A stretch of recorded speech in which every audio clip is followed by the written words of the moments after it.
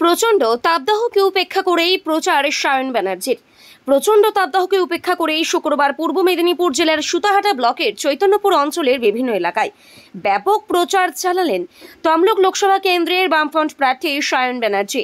ওই অঞ্চলের চৈতন্যপুর, কেশবপুর, উত্তর রানীচক, ভূপতিনগর, উত্তর কালীনগর, রামচন্দ্রপুর, বিজয়রাপুর, রঘুনাথপুর, আকবপুর, বর্দা, বাজিতপুর প্রভৃতি গ্রামে টোটোতে আবার কখনো মোটর বাইকে চড়ে জনসংযোগ করেন তমলুকের বাম প্রার্থী সায়ন।